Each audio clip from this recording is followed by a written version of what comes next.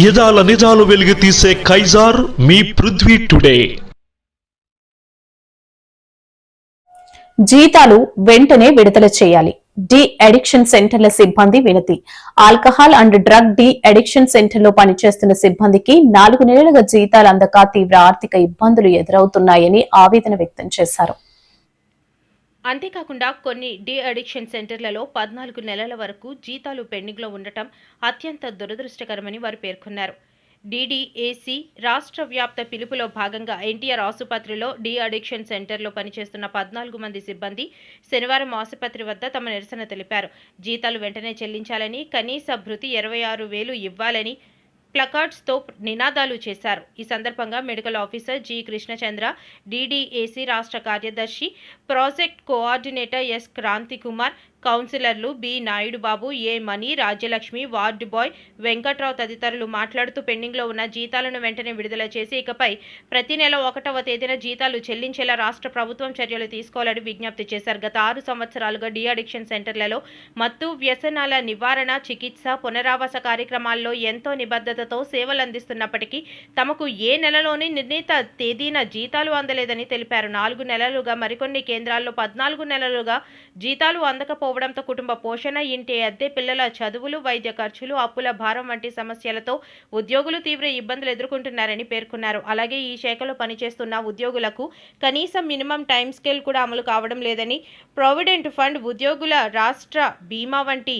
ప్రాథమిక ఉద్యోగ భద్రత, సంక్షేమ సౌకర్యాలు కూడా లేకపోవడం వల్ల ఉద్యోగులు తీవ్ర అభద్రతా భావంతో విధులు నిర్వహిస్తున్నారని ఆవేదన వ్యక్తం చేశారు. ప్రభుత్వం అత్యంత ప్రతిష్టాత్మకంగా నిర్వహిస్తున్న డి అడిక్షన్ సెంటర్లలో సేవలందిస్తున్న ఉద్యోగుల సమస్యలను అత్యవసరంగా పరిగణించి పెండింగ్లో ఉన్న అన్ని నెలల జీతాలను వెంటనే విడుదల చేయడంతో పాటు ఇకపై ప్రతి నెల 1వ తేదీన జీతాలు చెల్లించే శాశ్వత వ్యవస్థను అమలు చేయాలని కోరారు.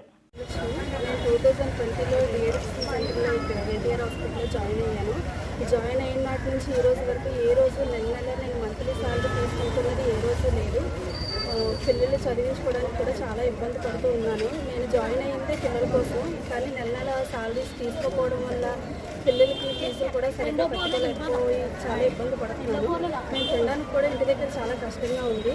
అలాగే జర్నీ 2000 రూపీస్ జర్నీ టికెట్తో మేము ఇక్కడికి వస్తూ ఉన్నాము. కానీ నెల జీతం రాకపోవడం వల్ల మా ఆయన కూడా ఇంట్లో నన్ను తిడుతూ ఉన్నాడు ప్రతిరోజు. కానీ అతని మాటలు పట్టించుకోకుండా ఏదో ఒక రోజు వస్తుంది కదా అన్నట్టుగా సాలరీ మేము ఇక్కడికి రావడం జరుగుతుంది. కానీ దయచేసి మా మీద కొంచెం చూపించి, మా సాలరీలు కూడా తక్కువ సార్, మంత్కి 15,000, కానీ మా పని మాత్రం 9 నుంచి 4 వరకు చేస్తూనే ఉంటాం. పేషెంట్లు కూడా ఒక్కొక్కరు పర్వాలేదు, కానీ ఒక్కొక్కరు అయితే చాలా ఇబ్బంది పెడుతూ ఉంటారు, చాలా ర్యాష్గా ఉంటారు. మీద పడి కొట్టడం అయితే లేదు, కానీ మిగిలిన అన్నీ చేస్తారు. వార్డ్ బాయ్ ఉండటం వల్ల కొంచెం సేఫ్ అవుతున్నాం మేము.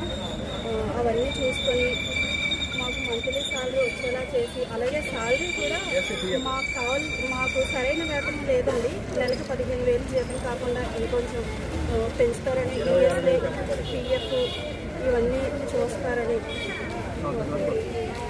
కృష్ణచంద్ర అండి, ఇక్కడ alcohol drug de addiction medical officer కింద పనిచేస్తున్నాను జిల్లా హాస్పిటల్లో. ఇప్పుడు అందరికీ ఇక్కడ వైద్య సేవలు అవి అందిస్తున్నాము. చాలా మంది మందు మానేసి మత్తు పదార్థాలకు దూరంగా చేస్తున్నాం. కాకపోతే మా వాళ్ళందరికీ జీతం ఉంటే అందరూ కొంచెం సంతోషంగా అందరికీ సేవలు అవి ఇంకా కొనసాగించగలరు. కొంచెం జీతాలు అవి తొందరగా వచ్చేటట్టు మీరు సహకరిస్తారని నేను కోరుకుంటున్నాను. నేను అనకాపల్లి జిల్లా ఆసుపత్రిలో డి అడిక్షన్ సెంటర్లో ప్రాజెక్ట్ కోఆర్డినేటర్గా వర్క్ చేస్తున్నాం. గత 6 సంవత్సరాలుగా కూడా ఇక్కడ వైద్య సేవలు నిరంతరం 24/7 మేము వైద్య సేవలు అందిస్తున్నామండి.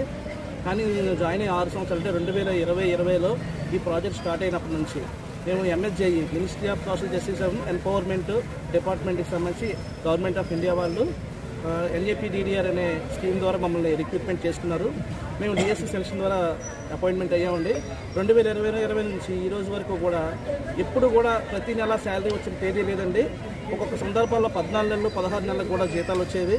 అయినా కూడా ఇప్పుడు కూడా నిరంతరం మేము పేషెంట్స్కి ఎటువంటి ఇబ్బంది లేకుండా 24/7 ఎప్పుడు కూడా పనిచేస్తూనే ఉన్నామండి.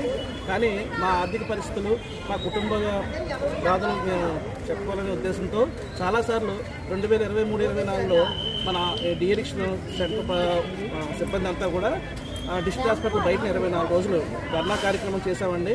అది చేసిన 3 నెలల తర్వాత సెంట్రల్ గవర్నమెంట్ నుంచి ఫండ్ రిలీజ్ అయింది. ప్రతిసారి కూడా ఇదే విషయం ఇలా జరుగుతూ ఉంటే మేము ఆర్థికంగా చాలా ఇబ్బంది పడుతున్నాం, మా కుటుంబాలను పోషించుకోవడం కూడా చాలా ఇబ్బంది పడుతున్నాం. అలాగే ఈరోజు మనకి లివింగ్ కాస్ట్ చాలా ఎక్కువ పెరిగిపోయింది.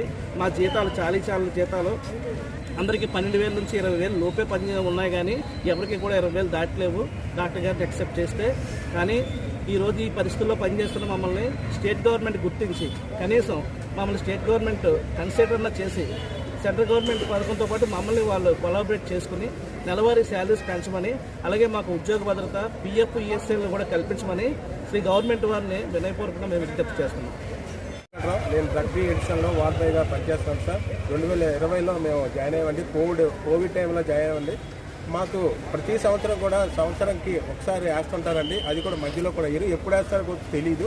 మేము అలాగే 5-6 సంవత్సరాల నుంచి అలాగే ఈ వేతనాలతోనే మా ఫ్యామిలీని మెయింటైన్ చేసుకోవచ్చు. మా వేతనాలు కూడా పెంచట్లేదండి. మాది 13,000 జీతం, మిగతా వాళ్ళది 15,000 జీతం సార్. ఈ జీతాలతో మేము ఏం బతుకుతాం సార్? ఈ తక్కువ జీతాలతో అసలు మా దగ్గరికి వచ్చిన డిఎడిక్షన్ పేషెంట్స్ అంటే ఎలా ఉంటారో మీకు తెలుసండి. చాలా డ్రగ్స్, గంజాయి లేదంటే మత్తు పదార్థాలతో ఉంటారు. వాళ్ళు ఏం చేస్తారో తెలియదు డాక్టర్ కానీ మాకు కానీ. ఆ భయంతో ఆ వార్డులో మేము వాళ్ళకి సేవ చేస్తూ ఇప్పుడు వరకు వస్తున్నామండి. కానీ జీతం కూడా చాలట్లేదండి. ఫ్యామిలీని మెయింటైన్ చేయడానికి కూడా చెప్పుకోవడం కూడా తక్కువ జీతాలు. కాబట్టి మా డ్రగ్ డీలర్స్ వాళ్ళకి PF కానీ ES కానీ అసలు కట్ చేయట్లేదు సార్. మొత్తం మేము స్టాఫ్ 14 మంది ఉన్నామండి. ఎవరు కూడా ఇప్పటికీ కూడా బాధపడి చేయట్లేదండి. సంతోషంగా స్టాఫ్ కోసం, ఆ పేషెంట్స్ కోసం సేవ చేస్తున్నామండి. మాకు 6 నెలలు పడినా, సంవత్సరం పడినా మేము ఈ డ్రగ్ డిఎడిక్షన్లో పేషెంట్కి సేవ చేస్తున్నాం. మా డాక్టర్ కానీ, మా స్టాఫ్ అందరూ కానీ భయంతో చేస్తుంటామండి. ఎప్పుడు కూడా ఏ పేషెంట్ ఎలా తిరగబడతారో కూడా తెలియదు. అయినా సరే వాళ్ళకి మేము సేవ చేస్తే ఎంతవరకు ఉంటుందండి. కానీ మా బకాయిలు మాత్రం చెల్లించట్లేదు సార్. జీతాలు కూడా, వేతనం కూడా పెంచాలని ఈ ప్రభుత్వానికి, సెంట్రల్ గవర్నమెంట్కి, స్టేట్ గవర్నమెంట్కి మేము కోరుకుంటాం సార్. ఇక్కడ మహిళలు కూడా ఉన్నారండి. ఏఎన్ఎం వాళ్ళు కూడా పేషెంట్ని చాలా చక్కగా చూసుకుంటారు. ఎప్పుడు ఏ పేషెంట్ ఎలా రియాక్ట్ తెలియదు. వాళ్ళు కూడా ధైర్యంగా చేస్తున్నారండి. మేము కూడా ధైర్యంగా చేస్తున్నాం. కాబట్టి మాకు ESI PF ఇప్పుడు 5 సంవత్సరాలు అవుతుంది సార్, కట్ చేయలేదు. కానీ అవి చాలీ జీతాలతో చేస్తున్నాం. మళ్ళీ మానేసి అక్కడికే వెళ్ళిపోతే ఎలా వస్తుంది సార్? ఉద్యోగం అనేది ఒక భద్రత. కాబట్టి ఈ సెక్షన్లో ఇన్ని సంవత్సరాలు పనిచేస్తున్నాం సార్. దయచేసి ఈ గవర్నమెంట్ అయినా సరే మమ్మల్ని గుర్తించి మాకు రెగ్యులేషన్స్ కానీ లేదా కాంట్రాక్ట్ బేసిక్ కానీ జీతాలు సక్రమంగా చెల్లించేటట్లుగా ESI PF మాకు వచ్చేటట్లుగా చేయమని మా డ్రగ్ డిఎడిక్షన్ తరఫున, మా స్టాఫ్ తరఫున ఈ గవర్నమెంట్ గారికి, ఈ చంద్రబాబు నాయుడు గారికి మేము వినిపించుకుంటామండి. ఇప్పుడు కూడా డ్రగ్స్ కోసం చెప్తుంటారు మన ఓమని అనిత గారు, చంద్రబాబు నాయుడు గారు, పవన్ కళ్యాణ్ గారు, లోకేష్ గారు. దయచేసి మా ఎన్టీఆర్ హాస్పిటల్లో ఈ డ్రగ్ డిఎడిక్షన్ సెంటర్ కోసం పనిచేస్తున్న ఈ కార్మికులకి వేతనాల కోసం మీరు కొంచెం ఆలోచించి పెంచమని ఈ ప్రభుత్వానికి మేము కోరుతున్నాం సార్. నా పేరు మణి. నేను డిఎడిక్షన్ సెంటర్లో కౌన్సిలర్గా పనిచేస్తున్నాను. సో నేను జాయిన్ అయిన దగ్గర నుంచి మాకు ఇప్పుడు శాలరీస్ ఎప్పుడు ప్రతి మంత్ పడినాయని లేదండి. ఇయర్కి ఒకసారి, 6 మంత్కి ఒకసారి, 9 మంత్స్కి ఒకసారి పడుతున్నాయండి.